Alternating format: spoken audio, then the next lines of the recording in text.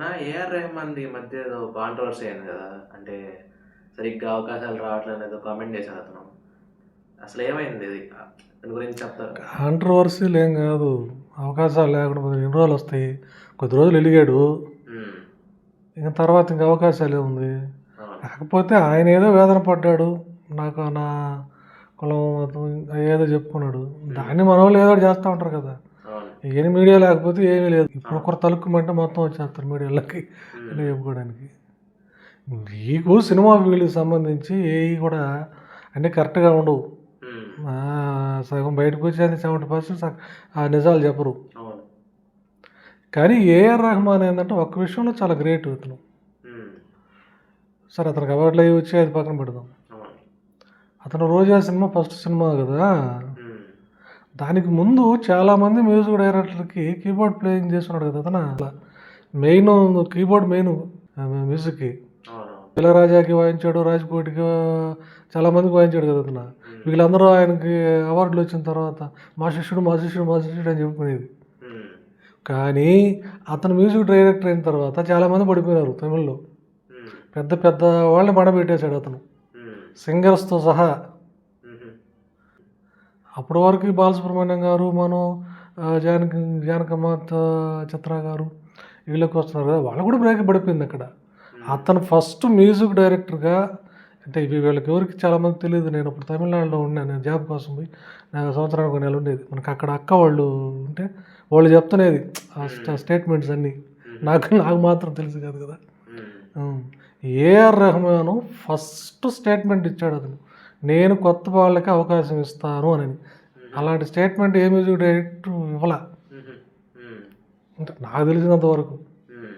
అప్పుడు రోజా సినిమాతో చాలామంది వచ్చారు కదా, ఆడి నుంచి వరుసగా చాలామంది, సుజాత, యశోకేంద్ర సింగ్, హరిహరన్ అంతా నాకు కూడా బాగా ఇష్టం. తెలుగులో ఆయన కొంచెం చక్కగా పాడతాడు ఆయన. అప్పటి నుంచి కూడా ఏంటంటే చాలామందికి ఒక ఇళయరాజా అయిపోయినాడు, బాలసుబ్రహ్మణ్యం అయిపోయినాడు. వాడు పాడేది కానీ ఫుల్ సినిమాలు కాదు. మనో గారు కూడా కొంచెం 1-2 పాడుతూ వచ్చేది. 1-2 సినిమాలు మనో కూడా హిట్ అయ్యాడు. కొంచెం ఎక్స్ట్రా పేరు వచ్చింది అతనికి. ఇక కాకపోతే ఏంటంటే మనకు తెలుగు పోయింది. ఏఆర్ రెహమాన్ మ్యూజిక్ వల్ల మనకు తెలుగు కండం అయిపోయింది. కానీ అతను కారణం కాదు దానికి. అతను తెలుగులో చేసిన 2 సినిమాలు ఏముంటాయి అంతే డైరెక్ట్గా చేసినాయి. ఈ డబ్బింగ్ సినిమాలు అవడం వల్ల, ఆ పాడిన వాళ్ళే తెలుగులో పాడడం వల్ల వాళ్ళ తెలుగు వచ్చేదిలే. తెలుగు రాని వాళ్ళు ఇప్పుడు ఎట్ట పాడుతున్నారు, ఇప్పుడు వచ్చింది కదా అది. మేము యంగ్గా ఉన్నప్పుడే ఎంకరేజ్ చేశారు జనాలు.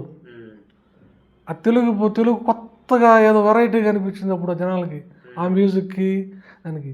ఆ నిర్మాతలే నాశనం చేసింది తెలుగుని.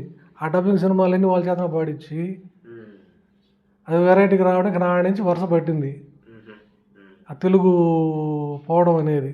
అంటే పరభాష వాళ్ళు మొదలుపెట్టింది ఏఆర్ రెహమాన్ కాడి నుంచి ఎక్కువ.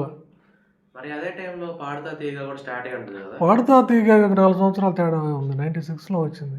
అప్పటికే పాకిపోయింది.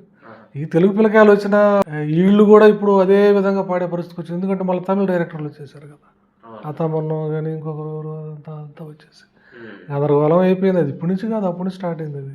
కాకపోతే ఏఆర్ రెహమాన్ ఏంటంటే, నేను గ్రేట్ అని ఎందుకన్నానంటే, కొత్త వాళ్ళకి మంచి మంచి వాళ్ళు అతుక్కుపోయి ఉంటే వాళ్ళందరినీ పక్కన పెట్టి కొత్త వాళ్ళని తీసుకొని ఇచ్చారు.